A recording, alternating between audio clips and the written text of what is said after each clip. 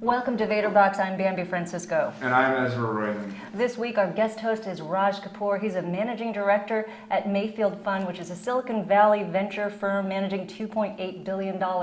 This week we're going to take a look at Qless. This is a great innovative company. I guess I'm jumping ahead, but let's just take a look at Alex Becker's pitch. My name is Alex Becker, and I'm founder and CEO of Qless. You see my background there. If you have ever stood in line for anything, from waiting for a table at a restaurant, to an airport, to a DMV, then you have experienced the pain that Qless solves. And you're not alone. The average American spends 2 years of her life waiting in line. This represents 9% of the average work expectancy and 55 billion hours per year waiting in the US alone. So that's $1.2 trillion of the GDP lost yearly through waits. It's a pretty big problem. Qless eliminates lines by letting people use their cell phone to enter a virtual line in roam while they wait after entering the line from phone, kiosk, or web, and then get paged on their phone when their turn arrives. After that, because we get the phone number from 80 to 96% of our users that provide it, we also service people who don't provide phones, we let them opt in to receive exquisitely targeted SMS coupons based on behavior. And we bring the power of web-style analytics to brick and mortar local stores by tracking each customer interaction through cell phone number.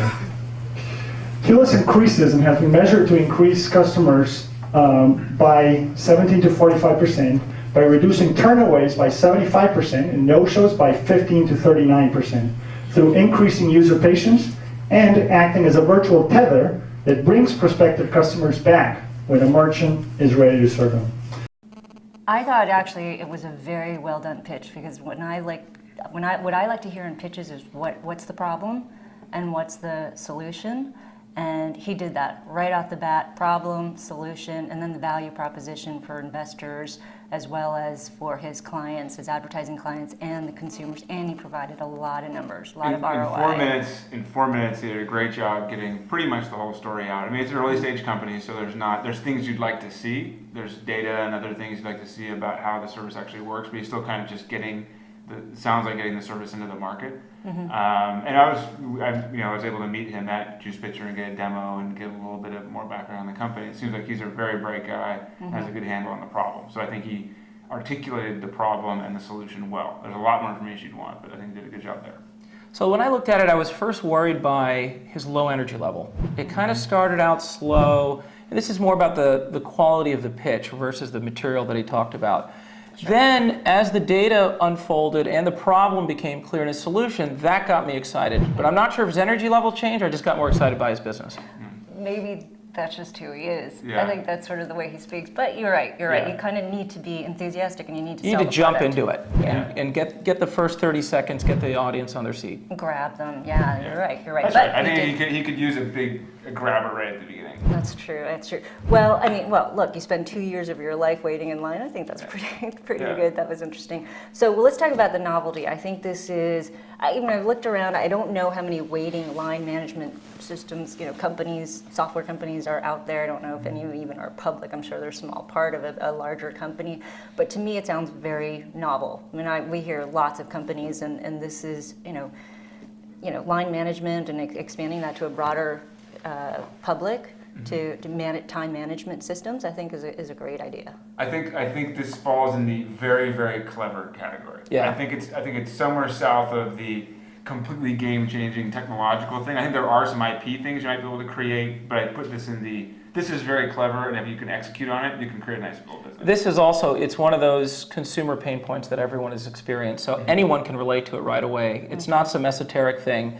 And the big innovation that he's taken advantage of is the fact that we all have sensors now that we're carrying with us, which are mobile phones. Yep. So we don't need to go and get those little shiny light things that come at a restaurant anymore. Yeah. Why do you need to do that? And most places don't even have that. Places that you want to have it, like the DMV, don't have it. Right. So very, very good idea, and at the right time. And also, what he tied into his pitch really well was how this actually impacts the bottom line of those establishments. Mm-hmm. The percentage numbers, who knows how big that data set is, but it's a compelling theoretical pitch that you can actually get lost revenue back in the door if you do the system. Yeah, and I think you can get revenue in the door, you can create stickiness. I actually think there's some next level ideas you could throw in there. I mean, for example, on mobile media, if you have a text message coming to you because you're waiting in line at a pizza place or a kids restaurant or something, you know there's kids there, maybe you send them a Nickelodeon video, maybe you send them something else they can watch on their phone. I think there's a lot of ways to take the context and now begin to monetize on all the other creative ways and provide services that use time. Because the first thing is now the person, you know this person has time on their hands, you know where they are, you know some pretty good data about them. Which is great. You know they have time in their hands so they can actually look at things. So entertain them.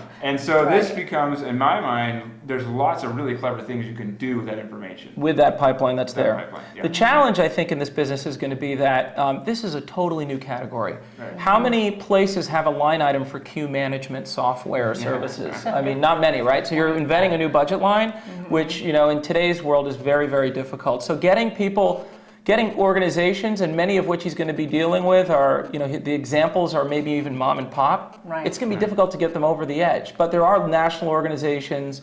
And there's some different approaches that he could do around offering the service for free in this world that could help him. But that's the biggest challenge is the sales channel. But I think that's why he put the numbers out there. This is the ROI for restaurants. We can reduce walkaways. People will walk away from waiting in line by whatever 15% or whatever the numbers are. I mean, he understands that this is going to be a cost, so he's going to show you what you can save. Yes. I think.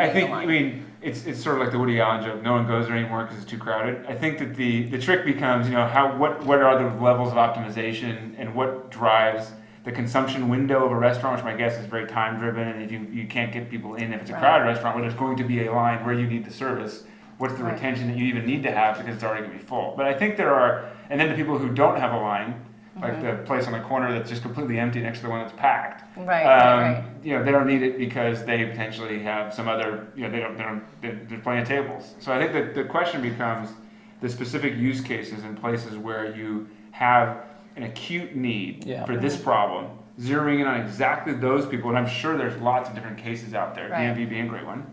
You're not going to get around the fact you got to solve the DMV problem. You can't just go to another DMV down the street. And get a less good meal. Yeah. So I think there are places, hospitals, DMV, other places where the consumer is locked in to the flow, and you can now streamline that. I think those are all applications, but I would say to Raj's point, you're going to have to go out and sell it. I mean, you're going to have to convince one by one people to use it. And this is a big challenge because this is new. You're going to have to convince them that this is worth spending for. And this is my challenge. I mean, I love this product, but the challenge here, I think, is Alex is going for too many customers. So the DME, focus on a vertical, doctors, restaurants, theater, and not theaters, theme parks, casinos. All great places, but you got to. I mean, I think he's got a sales force of a couple people. To be able to attack. You can start. A lot of local businesses start with national chains, and then they work their way down because the average local merchant doesn't even understand ROI that much. To go into these things. The other issue here is, and I think that this could be addressed, is what's the barrier? This is it's one of those great ideas, but then now is everyone going to copy it? And are there going to be 20 Qlesses that are running around? There is somewhat of a barrier if this moves to more of an open table model, where if you're all actually bringing in new customers because you have this information that you can provide consumers because they know your brand on where's the fastest line to go eat blah or to go see a movie or what have you. So where's the least wait, is something that's good. But if you can get that, then there's a real network effect because then you want to go to the place that has the most establishments. Otherwise, you're just selling one at a time. Making money, really great point. Making money really quick. I believe they charge a setup fee. So if they're working with a restaurant, it's a small setup fee, or DMV about $1,000, very small. It's the 20 cents per person that the vendor pays to Qless, which I think adds up. Sorry, go ahead. The issue is simple, but does it hold?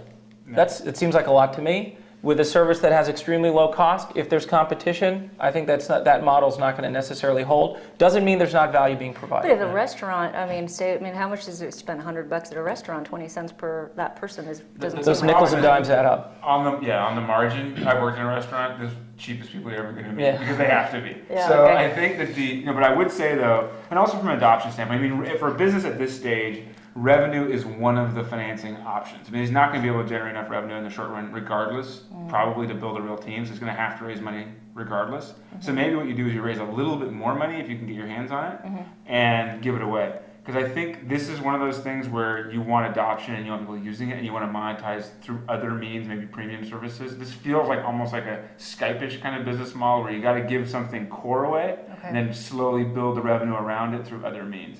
I would say go for a get it out there model sooner rather than later. All right, we're going to have to wrap it up, but Raj, you're the VC at the table. So what would it take for you to take a look at Alex's company? I think it's worth taking a look right now. But it would be certainly something. Let's talk about the sales channels. How do you get that go-to-market crisp? How do you get to your first, 10,000 customers, $10 million of revenue? That's where I'd want to dig in more. Okay, well, I'm sure if he's so efficient, he'll start working on that. Send me an email.